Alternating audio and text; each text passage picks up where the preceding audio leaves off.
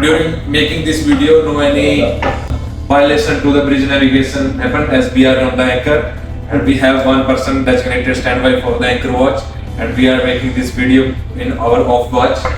Hello guys, good evening. कैसे हैं आप सभी? तो आज मैं आपके लिए बहुत ही इम्पोर्टेंट वीडियो और काफ़ी इम्पोर्टेंट टॉपिक के ऊपर वीडियो लेके आया हूँ, खास करके यंग जनरेशन के लिए जो अभी प्लस 2 कर रही है, प्लस 2 पास कर चुकी है या ग्रेजुएशन है और मरीन लाइन ज्वाइन करना चाहती है, अपने कैरियर के लिए कंफ्यूज है कि क्या करना है फ्यूचर में।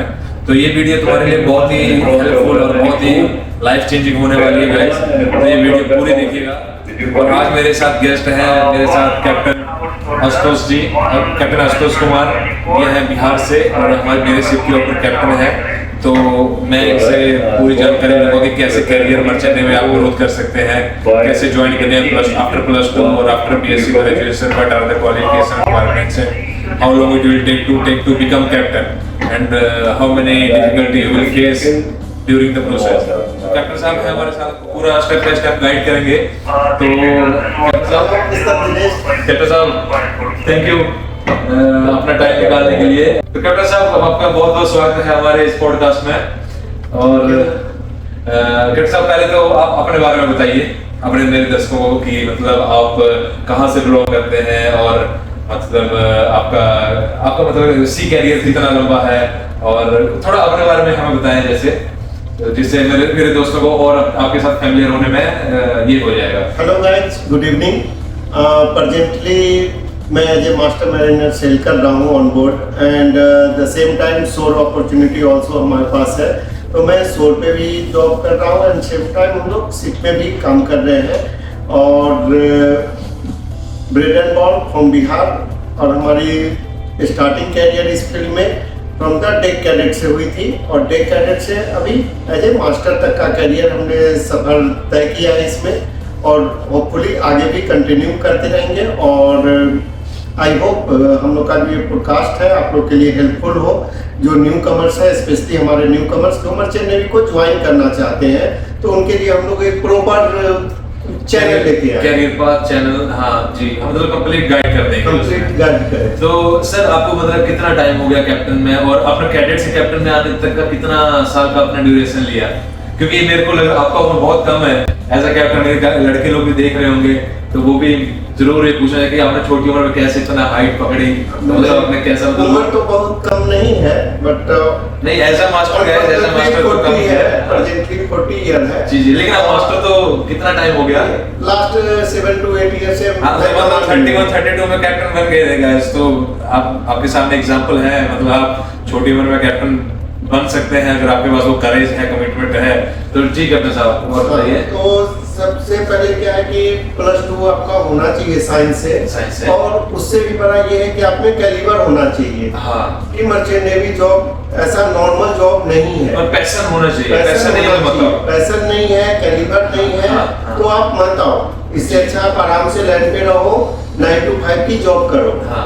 ये 9 to 5 से अगर आपको आगे निकलना है तब उसके लिए ये है। क्योंकि मेरा भी एक्सपीरियंस रहा है कुछ टाइम, मतलब काफी टाइम पहले, मतलब कुछ ऐसे जाते में जिसमें कैडेट आए जहाज के ऊपर 6 महीना करे, उसके बाद लाइन छोड़ के चले गए, उनको वो दिल से काम फादर मनी। हाँ जी बिल्कुल बिल्कुल, wasting their father hard earn money, जी, not only money, hard earn money जी बिल्कुल। और अब they have waste their time also, उन्होंने 3 साल ग्रेजुएशन की होगी तो जहाज में 6 महीना, और फिर आप छोड़ के कुछ और कर रहे हैं, तो वो सारा जो 4 साल उन्होंने वेस्ट कर दिया, पैसा भी वेस्ट किया और टाइम भी वेस्ट कर दिया। एग्जैक्टली। तो गाइस मतलब आपके ठान लिया है कि हमें मरीन लाइन में ही आना है, तो जो लोग मतलब बिल्कुल मतलब स्ट्रांग है अपने व्हील पर कि हमें ये लाइन, जो वही ये पॉडकास्ट उन्हीं के लिए है जो टाइम पास के लिए कि हाँ यार मतलब देखेंगे मर्चेंट नेवी है अच्छी, ज्वाइन करने के बाद देखेंगे, बाद में छोड़ देंगे। तो ऐसा नहीं है, आप ये लाइन में घुसने से पहले एकदम बी श्योर हो जाए कि अभी इसी के ऊपर हमने कैरियर बनाना है, तो ये हम आपको उस हिसाब से गाइड करेंगे।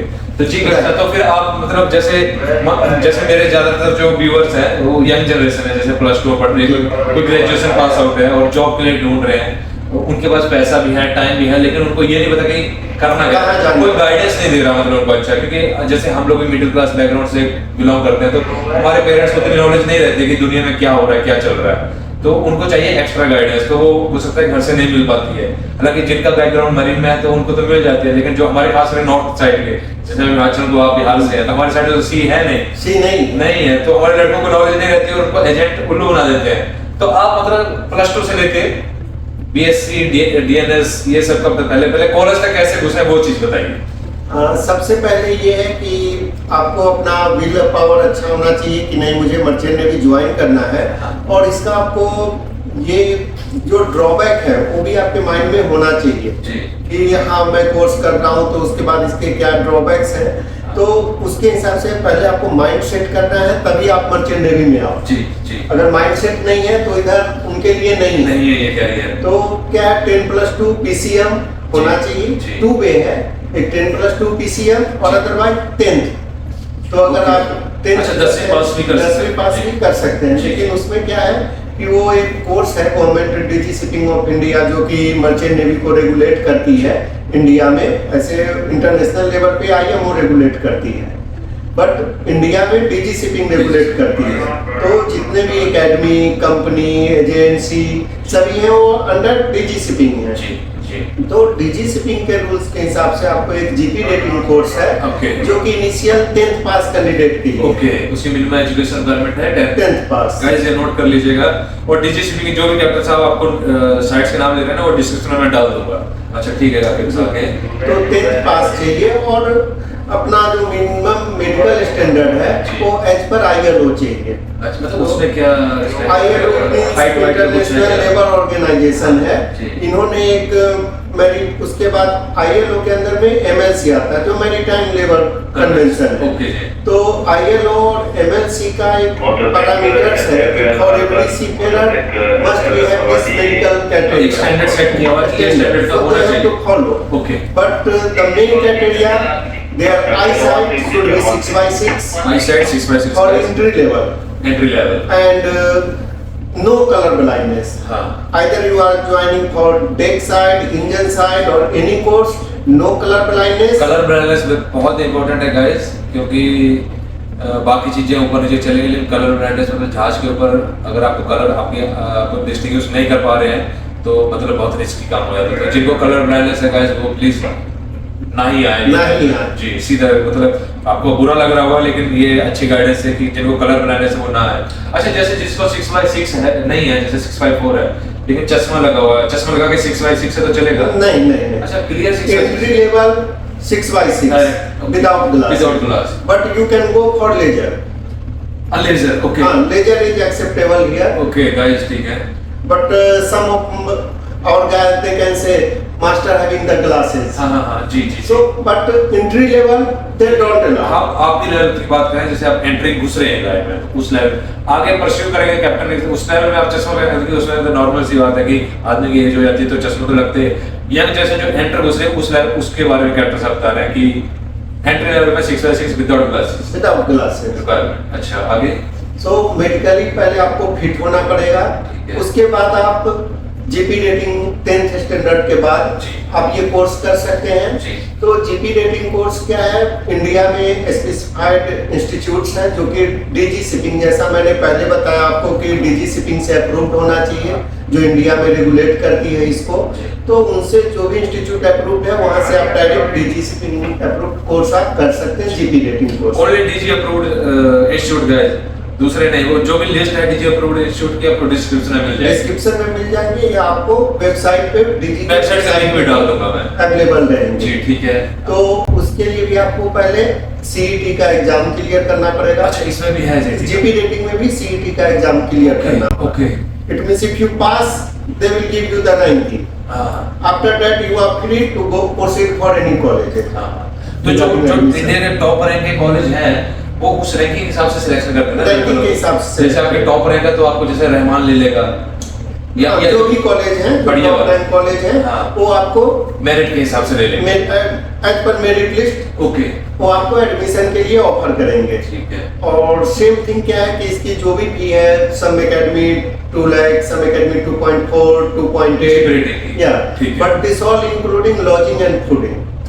Lodging you don't need to pay anything. Overall fees 2.5 lakh से 3 लाख मैक्सिमम, ओवरऑल 6 महीने का टोटल मतलब सब कुछ मिला के, बर्थडे भी, रहना खाना सब कुछ, एग्जाम फीस करके आपका 2.5 लाख से 3 लाख के बीच में कंप्लीट बट पैकेज। वहाँ भी जाके आपको पढ़ना पड़ेगा। गाइस क्या है कि अभी आप लोग जैसे सोच रहे हैं कि नहीं मर्चेंट नेवी ऐसा है कि हाँ मुझे कुछ पढ़ना नहीं है, कुछ नहीं, घर से एक पैसा लिया और एकेडमी में जमा कर दिया और फिर हम ज्वाइन कर लिए, 50,000 और 1 लाख महीने का आ रहा है, वो चीज़ नहीं है। आपको एकेडमी में भी पढ़ना पड़ेगा। अगर आप फेल करते हैं तो आपको फिर डॉक्यूमेंट नहीं मिलेगा।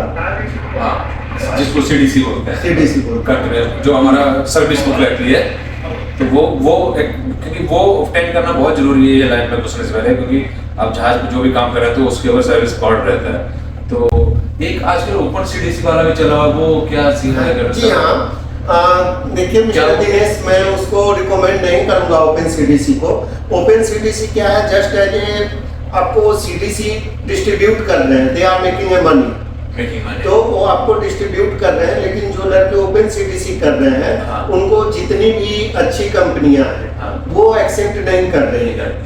ओपन सीडीसी गाइस, मतलब कि आपको सीडीसी तो मिल जाएगी लेकिन आपने जीप रेटिंग नहीं की होगी, मतलब आपने पैसा लिया +2 की या 10th की पैसा दिया, अपना डॉक्यूमेंट लिया और आप जहाज पे आ गए, और जहाज पे आ गए नीलवटा सन्नाटा, आपने कुछ पढ़ा नहीं है, जहाज पे आ गए, यहाँ पे मल्टीनेशनल क्रू रहता है, फिर उसमें क्या है ना, हमारी कंट्री का नाम खराब होता है। जैसे कोई लड़का जहाज पे आकर उसको काम करने नहीं आ रहा है, जैसे मल्टीनेशनल क्रू है, दूसरी कंट्री वाले बोलेंगे अरे इंडियन इनको नॉलेज नहीं है, कुछ नहीं है, तो इससे क्या है ना, हमारा मतलब हम वर्ल्ड वाइड लेवल पे जो काम कर रहे हैं तो हमें अपनी स्किल, मतलब हम अपनी कंट्री को रिप्रेजेंट कर रहे हैं। अगर मैं अच्छा काम नहीं कर रहा हूँ तो वो मेरे नाम खराब नहीं होगा, मेरे देश का नाम खराब होगा। तो आप आए ये लाइन में तो प्रॉपर चैनल से। हाँ, और ये leads to danger, leads to accident भी है, क्योंकि आप कुछ ट्रेनिंग करके नहीं आते हैं, आप प्रोफेशनल नहीं हो। नहीं है, हाँ, प्रोफेशनल नहीं है आप, आपको प्रोफेशनली होना आप चाहिए। 10 दिन पढ़े और आगे जहाज पे, प्रोफेशनल जॉब है, टाइम पास तो नहीं है, टाइम पास तो नहीं बिल्कुल नहीं है जी। इट मींस यहाँ अगर आप एक मिस्टेक करते हो तो आप अपने लाइफ के साथ तो खेल ही रहे हो, प्लस जो 20-25% ऑन बोर्ड है उनके लाइफ के साथ भी आप खेल रहे ये हो, बहुत इंपॉर्टेंट है, मिलियंस ऑफ डॉलर कार्गो के साथ। हाँ,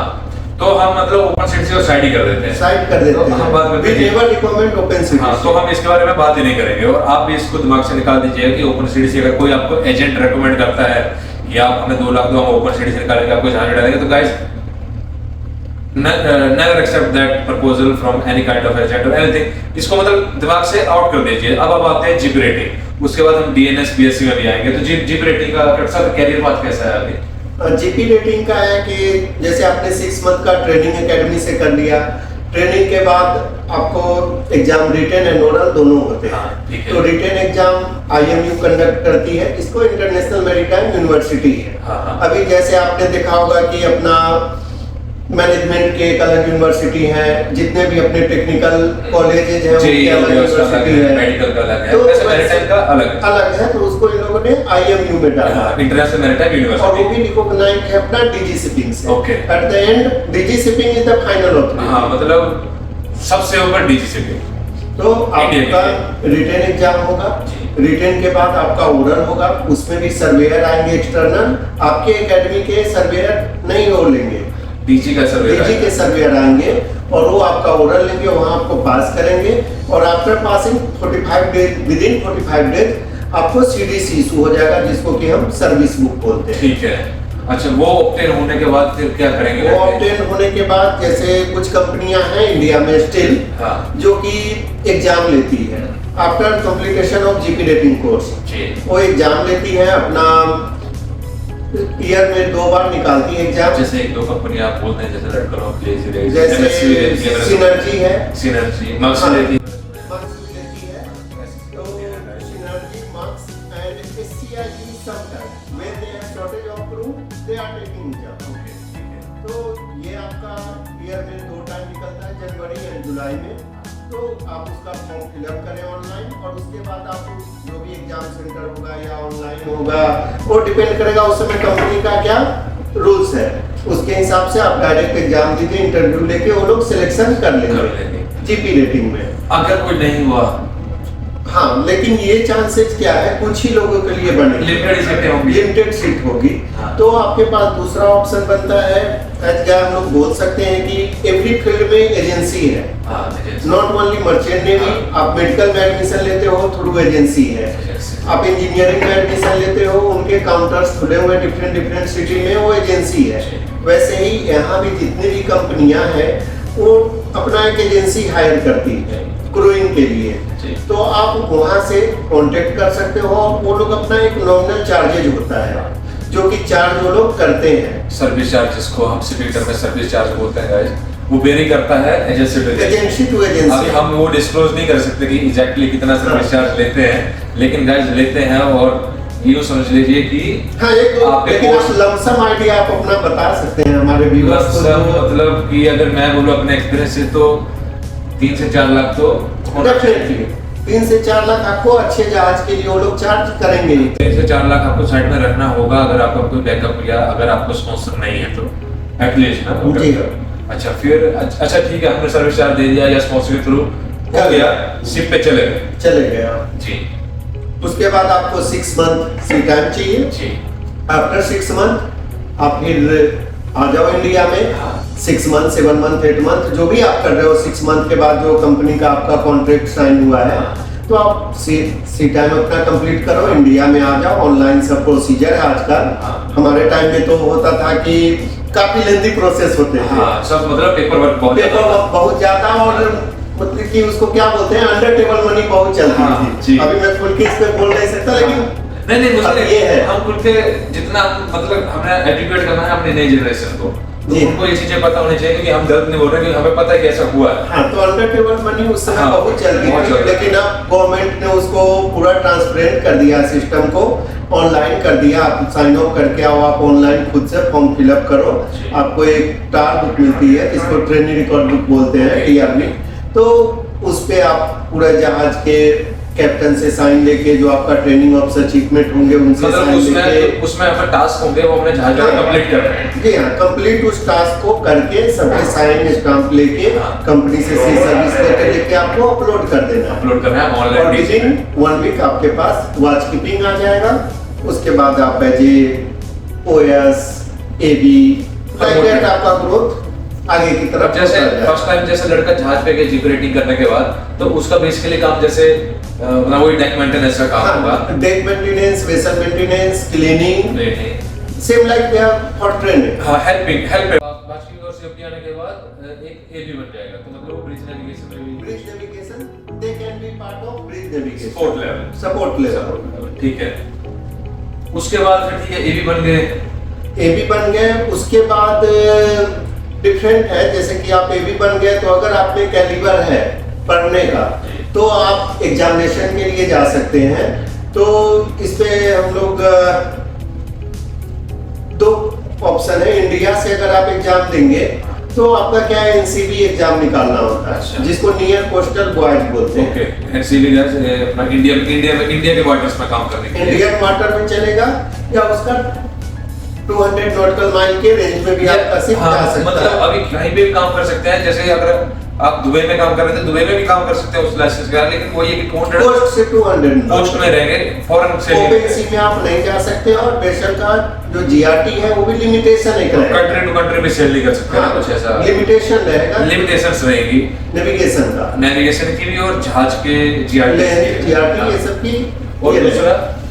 और दूसरा है कि अगर आपके पास पैसा है तो कॉमनवेल्थ कुछ कंट्रियां हैं, UK हो गया, सिंगापुर, ऑस्ट्रेलिया, न्यूजीलैंड, इंडोनेशिया, ये श्रीलंका, ये सब कॉमनवेल्थ में है। तो आप इसमें कहीं भी जाके एग्जाम दे सकते हैं आफ्टर GP रेटिंग, और फिर आपको डॉक्यूमेंटेशन इशू हो जाएगा आपका सेकंड सर्टिफिकेट ऑफ कॉम्पिटेंस। अगर आप करते हैं तो डायरेक्ट आपको फॉरेन गोइंग शिप का अनलिमिटेड, आप किसी भी जहाज में काम कर किसी भी जहाज में। बट इंडिया से करते तो NCB है, लेकिन उसमें एक्सपेंसेस भी आपके 2 लाख तक ही है। इंडिया में हम GP रेटिंग से फॉरेन गोइंग नहीं कर सकते। वो पहले था गाइस, लेकिन अब बंद कर दिया पिछले 10 साल से। 2011 उससे पहले दे सकते थे, लेकिन गवर्नमेंट ने वो बंद कर दिया।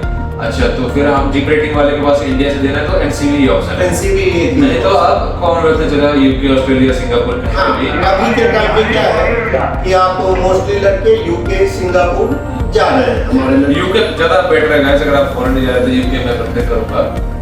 यूके ज्यादा अच्छा है। अच्छा ठीक हाँ, आपने तो यूके से किया भी है तो आपको वहाँ का ज्यादा ये है। उसके बारे में यूके में क्या प्रोसेस है गाइस, उसका मैं एक अलग वीडियो बनाऊंगा आपके लिए। तो आप कमेंट में, अगर आपको कोई वीडियो चाहिए अभी यूके का क्या प्रोसेस है तो आप कमेंट में डालिएगा, तो फिर मैं वीडियो बना दूंगा अगर रिक्वायरमेंट रहेगी आपको। फिलहाल हम अपने टॉपिक पे आते हैं।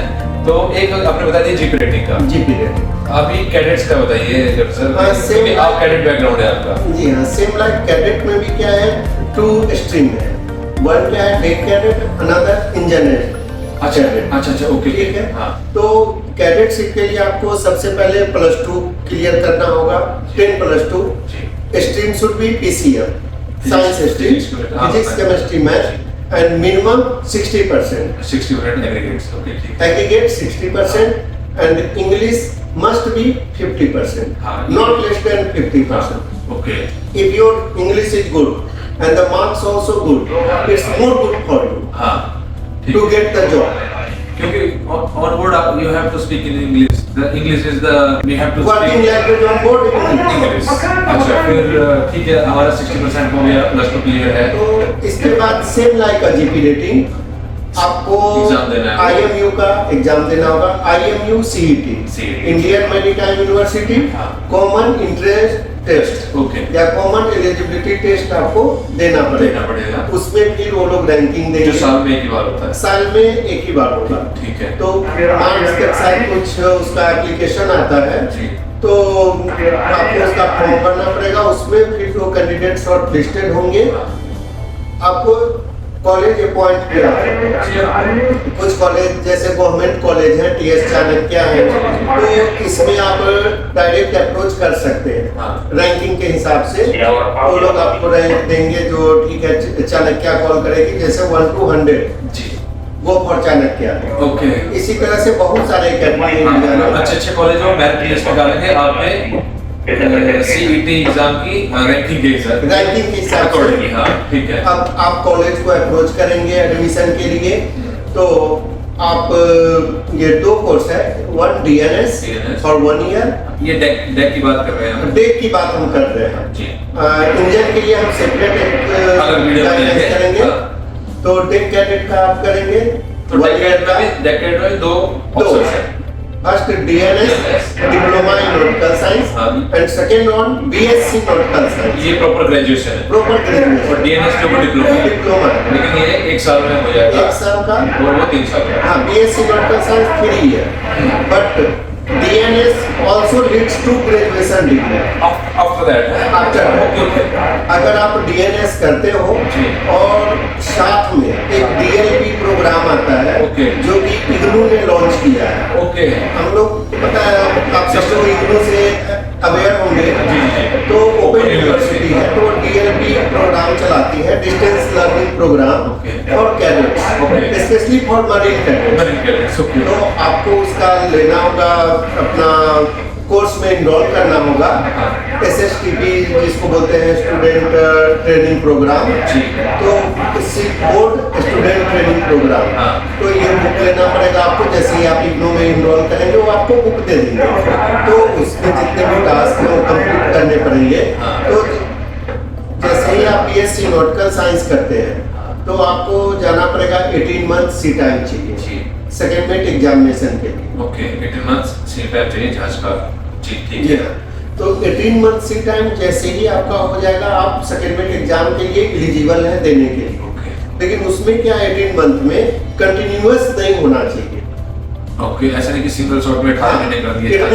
एंड फ्यूचर जैसे मान लो आप कैप्टन बन रहे हो, तो अगर आपने सपोज करो कि जैसे अभी हम लोग कंटेनर वेसल में बैठे हैं जी, तो कंटेनर के हम एक्सपर्ट हैं, कैडेट हो गए 18 मंथ कंटिन्यू कंटेनर, बाद में आपको टैंकर मिल गया तो आप कहीं के नहीं कंफ्यूज हो जाएंगे, काम आप नहीं कर पाओगे। तो इसलिए गवर्नमेंट का रेगुलेशन है मिनिमम 2 फेज में ये एक सी टाइम कंप्लीट होना चाहिए और different type of vessel. Minimum 2 phase, maximum चाहे जितना हो, मैक्सिमम जितना भी हो जाए। आप मिनिमम 2 फेज बोलेंगे तो फेज करो। हां, मिनिमम 2 फेज बोलेंगे तो 9 महीने का चलेगा। 9 महीने का चलेगा। ठीक है, ठीक है। तो आप सी टाइम करके आते हो, फिर एलिजिबिलिटी आपकी वहीं कंप्लीट हो गई। ओके। जो गवर्नमेंट की साइट है वही, जैसा हम लोग पहले डिस्कस किए DGCP, तो वहाँ पे आपको जाके अपना इनरोल करना। आजकल सब कुछ ऑनलाइन हो गया है, तो आप ऑनलाइन अपना असेसमेंट करेंगे वो आपको असिस्ट कर देंगे। मिनिमम 15 to 20 डेज उनका ये है टाइम फ्रेम है। 15 to 20 डेज टाइम फ्रेम में आपको इशू कर देते हैं एलिजिबिलिटी। उसके बाद एलिजिबिलिटी के बाद आपको फंक्शन कोर्स करना है, जिसको हम लोग बोलते हैं पोस्ट सी कोर्सेज कर देंगे। सीओसी मतलब लाइसेंस। हाँ, सर्टिफिकेट ऑफ कॉम्पिटेंसी। हाँ, इट मींस आपके पास अब लाइसेंस हो गया शिप पे काम करने का as a navigating officer. Technical term में मतलब सर्टिफिकेट ऑफ कॉम्पिटेंसी और आप देश का सब बोलेगा हमें लाइसेंस मिल गया। लाइसेंस मिल गया, जहाज चलाने के लिए, जहाज चलाने एक ऑफिसर रहेगा। लाइसेंस आ गया, आप सेकेंडमेंट किए। एज ए सेकेंडमेंट आपका फिर एक रिक्वायर्ड सी टाइम है। अच्छा, तो वो सी टाइम कंप्लीट करने के बाद आप चीफमेंट के लिए जा सकते हैं। आई थिंक 18 मंथ है अभी ना, 18 months 18 मंथ है। हमारे टाइम में रिसेव हुआ करता था जी। तो 18 मंथ आप सी टाइम कीजिए। जी। उसके बाद आप चीफमेंट का सेम असेसमेंट के लिए एलिजिबिलिटी के लिए अप्लाई कीजिए। एलिजिबिलिटी जैसे ही आपको मिलती है उसके बाद आप चीफमेंट का एग्जाम दीजिए। जैसे ही आप चीफमेंट बन जाते हैं फिर आपको ऑन बोर्ड जाना है शिप पे।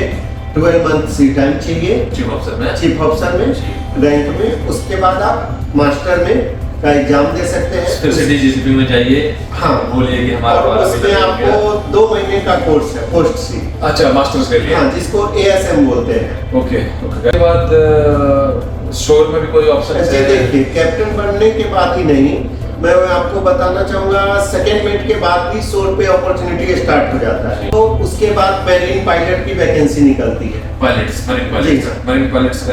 तो अगर मेरे गर्लफ्रेंड जो जैसे कुछ चीफ ऑफिसर में सेलिंग कर रहा है और वो हमारी वीडियो देख रहा है और उनको इसकी गाइडेंस चाहिए कि पायलट कैसे बनना है, तो कमेंट में डाल दीजिएगा। हमें एक अलग पॉडकास्ट सिर्फ पायलट के ऊपर बना हाँ, क्योंकि क्या है कि मास्टर में काफी दिन से सेल कर रहा हूँ, तो हमारे काफी ऐसे ट्रेंड हैं जो कि अब्रॉड में भी पायलट हैं। अभी सीनियर पायलट तक, पायलट के इंस्ट्रक्टर ट्रेनर तक हैं वो लोग। डायरेक्ट आपकी गाइडेंस ऑन बोर्ड मतलब होम सर्विस पायलट से करवा देंगे। हाँ, तो आप लोग ऐसे ही कर सकते हैं। अच्छा, तो ये हो गया ओवरव्यू पायलट का। एक पायलट आप बन सकते हैं, मरीन पायलट। सेम टाइम में जितने भी कम्युनिकेशन होते हैं, जैसे आप एयरपोर्ट पे देखते होंगे कि फ्लाइट का पायलट सोर्स से ट्रैफिक करते हैं, टर्मिनल से। जी। जी हाँ, ट्रैफिक कंट्रोल। सेम टाइम इधर है BTS, वेसल ट्रैफिक। ये मरीन ट्रैफिक कंट्रोल। वो एक एयर ट्रैफिक कंट्रोल ATS हो गए, ये BTS हो गए, ये BTS हो गए। Vessel traffic control. ठीक है। उसके बाद आप यहाँ पे भी बैठ सकते हैं एज ए BTS ऑपरेटर। जी। उसके बाद BTS ऑपरेटर के बाद फिर प्रमोशन होकर धीरे धीरे BTS सुपरवाइजर तक आप जा सकते हैं ओके। सेकेंडमेंट में। जी। अगर आप मास्टर हैं तो फिर आपका अलग लेवल हो जाएगा। फिर आप मतलब ऑपरेटर में नहीं जाएंगे, BTS मैनेजर मैनेजर के लेवल में डायरेक्ट आप BTS मैनेजर अपॉइंट होंगे। लेकिन अगर आप सेकेंडमेंट हैं तो BTS तक जा सकते हैं। और आप ऑफिस में भी जॉब कर सकते हैं अगर आप चीफमेट हैं। अब सेकेंडमेंट का काम खत्म, आपको उतना ही जॉब मिलेगा। इतना ही मिलेगा। ओके। और अगर आप चीफमेट हैं तो आपको marine pilot first, second harbour master आप बन सकते हैं, मूरिंग मास्टर बन सकते हैं। फिर जितने भी कंपनियां हैं उसमें आप हायर रैंक पे, इट मींस मैनेजमेंट लेवल पे बैठ सकते हैं। शिपिंग कंपनी जितने जैसे हमारा कनेक्शन हुआ तो एक ओवरव्यू अगर जैसे बताऊं, जैसे कि +2 पास कैंडिडेट का मैं एक ओवरव्यू लेता हूं कि वो कि जैसे लेट्स से कि वो जब +2 पास किया लड़का 19 साल में, मान लीजिए जी 19 साल में पास किया, तो अभी हम ईयर काउंट करते हैं। 19 साल में पास किया, 3 साल उसने किए BSc 22 साल हो गए, फिर 1 साल से 23, फिर 1 साल 6 साल में रिटर्न ऑर्डर में चले जाएंगे बीच में। 24 से रखें, 24 तक उसको आ गया लाइसेंस सेकंड ऑफिसर। फिर उसने काम किया 18 महीना थर्ड या सेकंड ऑफिसर इसमें भी। जी हाँ, फर्स्ट सेलिंग तो थर्ड ऑफिसर ही मिलेगा। उसके बाद सेकंड सेलिंग से सेकंड ऑफिसर। 18 महीना मतलब 25 का हो गया, 26-27 तक वो एलिजिबल हो जाएगा चीफमेट एग्जाम के लिए। 27 में उसने चीफमेट का दे दिया, चलो 1 साल 6 महीने एक साल एग्जाम में लग ही जाता है। तो हो गया 28 में चीफमेट बन गया। जी हाँ, फिर मास्टर बनने के लिए 1 साल। मतलब अगर आप कंटिन्यू, मतलब मैंने इसमें आपके वेकेशंस काउंट नहीं की, आपने बीच में शादी करता है आदमी, उसमें भी काफी मतलब सिचुएशंस रहती हैं, घर में रहते हैं, तो मैं कंटिन्यू बता रहा हूँ कि जैसे 19 में अगर घुसे और कंटिन्यू नॉन स्टॉप आप करते हैं सब कुछ, और कई बार फेल भी होते हैं, 1 अटेम्प्ट 2 अटेम्प्ट, कई बार 2-2 साल ही लग जाते हैं लड़कों को पास करने में। तो मैं बोल रहा हूँ सिंगल शॉट में जैसे करते गए, तो 29 में चीफ ऑफिसर 1 साल किया, मास्टर 30 मतलब 30-31 के बीच में आप कैप्टन ऑन बन एंड जाएंगे। एवरेज अगर आप में कैलिबर है और आप +2 से डिवोटी हैं इस लाइन के हाँ, लिए, मतलब आप तो एकदम 10 से 11 साल में आप मास्टर तक पहुंच सकते हैं। पहुंच सकते हैं। 10 से ये 11 चीज साल नोट करिएगा, 10 से 11 साल में आप मास्टर हिट कर सकते हैं। और हम सबको बताना ये चाहेंगे कि ये मत सोचिए आइए कि हम स्टार्टिंग से ही बहुत पैसा कमाएंगे। हाँ, वो जो आप लोग मूवी में देख के आते हो कि एकदम व्हाइट यूनिफॉर्म है, कैप है, ये सब बस मूवी के लिए है। हाँ, वो सब मतलब अपना ये करने के लिए, लोगों को अंधेरे में रखने के लिए। आप स्टार्टिंग में पैसा कमाने का मतलब- सेकंड मिनट के बाद ही सोचो। मतलब आप चमक दमक देख के मत आइएगा, स्ट्रगल भी काफी है इस लाइन स्ट्रगल में। काफी है। एक बार आप जैसे सेकंड मिनट बन गए, उसके बाद उसके बाद इजी हो आपका जाता इजी है। वे हो जाता है। लेकिन तब तक आपको बहुत मेहनत करनी पड़ेगी गाइस। और सबसे बड़ा तो ये है कि ये जहाज पे पहला कदम जहाज पे रखना वो बड़ी बात हो जाती है, जिसका कोई मेरिट बैकग्राउंड नहीं है। अगर आपको जिक्र साहब वो भी बताइए कि अगर जैसे क्योंकि इंडिया में दुनिया भर के इंस्टीट्यूट है, धंधा खोल के रखा हुआ है कैडेट्स का। स्पॉन्सर वाले मैंने मेरे जानकारी के अनुसार कुछ चुनिंदा इंस्टीट्यूट हैं जो स्पॉन्सर इन द सेंस की शिपिंग कंपनियां हैं, उनके खुद के इंस्टीट्यूट है। तो वहाँ पे जो भी पढ़ रहा है वो उन शिपिंग कंपनियों खुद के हजार जहाज हैं, मैनेज करती हैं। तो वो लड़का जो उनके इंस्टीट्यूट में काम कर रहा है उसको 100% जॉब मिलेगी क्योंकि वो स्पॉन्सर है उन कंपनियों का। लेकिन एक नॉन स्पॉन्सर इंस्टीट्यूट भी दुनिया भर के, बल्कि वो ज्यादा है, 100 में से 10 इंस्टीट्यूट स्पॉन्सर है, 90 नॉन स्पॉन्सर है। तो जो लड़का वहां पे अगर कोर्स करता है उसका फ्यूचर क्या है, उसका फ्यूचर भी क्या आप रेकमेंड करेंगे वहां जाना कि नहीं? नहीं, देखिए अभी क्या है कि हर एक के बस की बात नहीं है कि एग्जाम वो क्लियर कर ही ले, कंपनी का एंट्रेंस एग्जाम। बस की बात इन द सेंस कि इसमें भी सीट लिमिटेड है, मेरिट क्योंकि निकलेगा, उनके पास क्या है, सीट लिमिटेड लिमिटेड है। तो लिमिटेड लोगों को ही ट्रेनिंग देंगे। हाँ। इसके बाद जाना है तो जाना चाहिए। लास्ट ऑप्शन बस जो लास्ट ऑप्शन है उसको भी आपको ट्राई करना चाहिए, merit क्योंकि है। आपके कैलिबर पे डिपेंड करेगा। तो आप जा सकते हैं, ट्रेनिंग कीजिए। और जो आप स्पॉन्सरशिप इंस्टीट्यूट से करते हैं तो वहाँ जो भी लगता है ऑलमोस्ट तकरीबन सेम ही यहाँ भी होगा। कोर्स करने के बाद आप लगभग 6 to 7 लाख एजेंट को देने के लिए रख लीजिए। सर्विस चार्ज गाइस, अगर आपका कोई बैकअप नहीं है, स्पॉन्सर कंपनी के थ्रू भी आपने कोर्स नहीं किया, आपका फैमिली में भी कोई फैमिली में इट मींस ब्लड रिलेशन है, मतलब चाचा ताया नहीं चलेगा। हाँ, आपके पापा या भाई है, पापा या भाई है तो आपका चलेगा ब्लड। अदरवाइज कंपनियां वो सिस्टम भी उठा दिया उन्होंने कि चाचा ताया मामा भांजा वो सब बंद कर दिया कंपनी। तो अगर ये सब आपका नहीं है तो guys service charge to the honest में हम लोग आपको देने में नहीं रखेंगे। आज बॉम्बे में मार्केट में क्या रेट चल रहा है, क्योंकि एजेंटों ने मार्केट खराब करके रखी है, मैं सीधा बोल रहा हाँ, हूँ। मिनिमम 4.5 से 5 लाख सबसे मिनिमम एक मतलब हल्की कंपनी के लिए, अगर आपको बेटर कंपनी लेनी है तो 8-9 लाख का वो ले लेंगे आपसे। हाँ, लेकिन मैं ये सजेस्ट करूंगा, जरूरी नहीं है आपको कि बेटर कंपनी के लिए आप 8 लाख दीजिए। स्टार्टिंग में आप एक बार घुस जाइए बस, स्टार्टिंग में बस आप पहले 3-4 लाख देके हल्की कंपनी हो जाए, एक्सपीरियंस ले कर लीजिए। लीजिए आप। हाँ। बाद में आपको सीट धीरे धीरे बैठने को मिल ही आगे जाएगी। रास्ते मतलब वही मैं जैसे थोड़ी देर पहले आपको बता रहा था कि जहाज में कदम रखना इंपॉर्टेंट है। आपने रख लिया 3-4 लाख देके और होल्ड कर दिया, आपने होल्ड कर लिया, होल्ड कर आपने दिया, 1 साल निकाल दिया वहाँ पे 8-9 महीने पहले, मतलब आपको जब गए वहाँ पे तो आगे रास्ते खुल जाए। खुल जाते हैं। डीबी शिपिंग का जो एजेंट रजिस्टर उसको एक नंबर इशू होता है, उसको हम बोलते हैं RPSL नंबर। जिसको पास RPSL नंबर है जिस एजेंट के पास, मतलब वो डीजी का ऑथराइज्ड एजेंट है और वो आपको जेन्युइन ही आपके फ्रॉड नहीं करेगा। बेशक ज्वाइनिंग में थोड़ा ऊपर नीचे टाइम हो जाए एज पर रिक्वायरमेंट, लेकिन वो फ्रॉड नहीं करेगा। अगर ऐसे नहीं कि कोई अननोन कोई ऑफिस खोल के बैठ गया और बोलेगा कि हाँ मेरे डीजी शिपिंग से अप्रूव्ड हूँ, लेकिन उसके पास RPSL नंबर नहीं है, बड़े बड़े बोर्ड लगा दिए, लेकिन आप तो उसके पास RPSL नंबर है नहीं और आपको नॉलेज नहीं है कि RPSL होता क्या है, और उसमें बोलते हैं कि हाँ मैं डीजी अप्रूव्ड हूँ, मेरे को 7 लाख दो, मैं आपको बड़ी कंपनी MSC में चढ़ा दूंगा, अपने पैसे दे दिए। अब वो पता चला हफ्ते बाद वो ऑफिस सिखाई दे वहाँ से, ऐसा बहुत होता है बॉम्बे में। तो इस ये बहुत इम्पोर्टेंट है। इसलिए या तो आपको कोई बैकग्राउंड होना चाहिए, या तो अगर आपको स्पॉन्सर कॉलेज में घुस गए तो वो होना चाहिए। अगर वो भी नहीं है तो आपके पास जैसे कहना सर ने बोला 4 से 5 लाख तो मिनिमम आपको बैकअप रखना पड़ेगा पैसे, और वो बैकअप भी मतलब आप ऐसे नहीं किसी को भी दे दें, उसके लिए फिर आपको RPSL कंपनी को अप्रोच करना पड़ेगा और उसमें फिर ज्वाइनिंग प्रोसेस में टाइम भी लगता है। अगर आप सोचेंगे कि अभी मैंने ग्रेजुएशन कंप्लीट कर ली और मैं कैडेट बन गया तो मेरे को 1 महीने में ज्वाइनिंग चाहिए, लड़के 1 साल भी वेट कर रहे हैं बॉम्बे में ज्वाइनिंग के लिए, क्योंकि बहुत क्राउड हो चुका है ये लाइन में। तो आप ये चीज़ आप इस लाइन पे कदम रखने से पहले ये चीज़ मतलब माइंड में लेके चले कि ऐसा भी होता है। ऐसा नहीं कि मैं कैडेट की और सीधा जहाज मिल गया, ऐसा नहीं है। टाइम लगता है प्रोसेस को। तो ये चीज़ आप माइंड, क्योंकि ये डार्क साइड है, इसके बारे में कोई नहीं बताएगा आपको। और दूसरा ये कि और आपको जाके वेरीफाई कर दे उस चीज को। हाँ, वेरीफाई करें उस चीज़ को। ये नहीं कि आपने हाँ। फोन पे पेमेंट कर दिया, वहाँ भी ऑफिस में जाएं और साथ में किसी को लेके जाएं, कैबिन में जाएं, कि अपने सीनियर को किसी को साथ में लेके जाएं। और जो भी आप कदम उठाते हैं, तो आपके सराउंडिंग में, आपके रिलेशन में, आपके फ्रेंड्स में कोई भी जो मरीन से रिलेटेड, जैसे काम पे, जैसे मैं काम कर रहा हूँ, कैप्टन साहब कर रहे थे, तो जैसे आपके रिलेशन में कोई ना कोई होगा, चाहे नजदीक या दूर का, तो उनसे गाइडेंस जरूर ले। ऐसे नहीं कि मैं डायरेक्ट अपने बेस के ऊपर इसे घुसे, तो आपको मतलब समझ लीजिए आप अंधेरे में तीर मारने वाली बात हो जाएगी, आपको कोई भी वहाँ पे फ्रॉड बना लेगा। तो गाइडेंस लेके करें। और क्या है कि ये गवर्नमेंट का ऑफिशियल नहीं कि आपको 4 लाख 5 लाख देना है। हाँ। गवर्नमेंट के नॉर्म्स है कि फी नहीं लेना है कैडेट। गवर्नमेंट के हिसाब से तो 1 रुपया नहीं लेना है, लेकिन मार्केट खराब हो चुकी है गाइस, और करप्शन आपको पता ही है। तो गवर्नमेंट के हिसाब से तो जो आरपीएसएल जिसको कंपनी ने बांटा, गवर्नमेंट डीजीसीपी ने दिया हुआ है, उसी को दिया, और उसको आरपीएसएल वाले को बोला है कि तुमने किसी प्लेसमेंट जिसकी करवा रहे उसको पैसे नहीं देने हैं। लेकिन मैं नाम ले लूंगा, ऐसे बहुत सारी आरपीएसएल एजेंसियां हैं बॉम्बे में जो सीधा बैठ के अपना बोलती है कि हाँ मुझे 5 लाख चाहिए, 10 लाख चाहिए ज्वाइनिंग के लिए। उनका नाम रेट चार्ट है, रेस्टोरेंट अपने रेट है, सेम लाइक रेट चार्ट। और ये चीज सबको पता है, लेकिन कोई एक्शन नहीं लेता है, तो हम भी क्या बोले उसमें।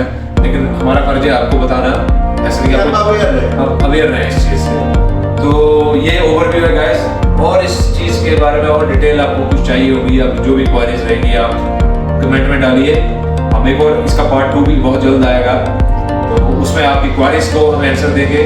और सेम टाइम में इंजन साइड से जो भी नेक्स्ट टाइम हमारे साथ जी अगला जो पार्ट 2 आएगा, उसमें कैप्टन साहब के साथ, मेरे साथ एक अपने दूसरे गेस्ट होंगे इंजन साइड से, चीफ इंजीनियर जिनको हम बड़ा साहब बोलते हैं। तो हम स्पेशल गेस्ट और आएंगे हमारे साथ, तो उनके साथ अगला पॉडकास्ट आएगा। तो आप अपने क्वेरीज डालिएगा, कमेंट डालिए, और जो भी है आपके दिमाग में, जो भी आप, हम हैं यहाँ पे। अगर आपको कोई गाइडेंस नहीं है तो हम हैं यहाँ बैठे हुए, आप एनी टाइम हमें अप्रोच कर सकते हैं कमेंट सेक्शन से, क्योंकि मैं सारे कमेंट पढ़ता हूँ। तो आपको जो भी गाइडेंस चाहिए, कैप्टन साहब से कुछ क्वेश्चन पूछने हैं, आप कमेंट में डालिए, कैप्टन सर उसका रिप्लाई देंगे। और कुछ भी आपका डाउट्स हैं, और आपको ये वीडियो कैसी लगी आप जरूर बताएं, और अपने दोस्तों के साथ शेयर करें, और चैनल को सब्सक्राइब करना ना भूलें। और कैप्टन सर आपको बहुत बहुत थैंक यू टाइम निकालने के लिए, और अपने मेरे व्यूअर्स के लिए इतना वैल्यूएबल। ये लोग भी अच्छा करेंगे, हमारे लिए अच्छी बात है। हमारी बेस्ट विशेस है गाइस आपके लिए, क्योंकि यंग एस्पिरेंट जिनको पता नहीं होता कि क्या करना है फ्यूचर कैरियर के लिए, और आजकल जॉब्स आपको पता ही है वैसे ही काम है, गवर्नमेंट जॉब तो अंदर नाक बराबर ही है। तो हम आपको अच्छी गाइड करेंगे, मतलब हमारे साथ, मतलब आपको ये वीडियो बनाने का हमारा मकसद ये था कि आप इस लाइन के बारे में आए, लेकिन नॉलेज लेके आए। हाँ, आपको पता होना चाहिए कि यहाँ क्या होने वाला है। तो ठीक है गाइस, यहाँ तक वीडियो देखने के लिए बहुत बहुत शुक्रिया, और मिलते हैं आपको सेकंड पार्ट में। बहुत जल्द सेकंड पार्ट भी आएगा, तो सब्सक्राइब कर लें और नोटिफिकेशन ऑन कर लें। जैसे मैं सेकंड पार्ट डालूंगा तो आप उसको मिस ना करें। Thank you guys. Okay, thank you.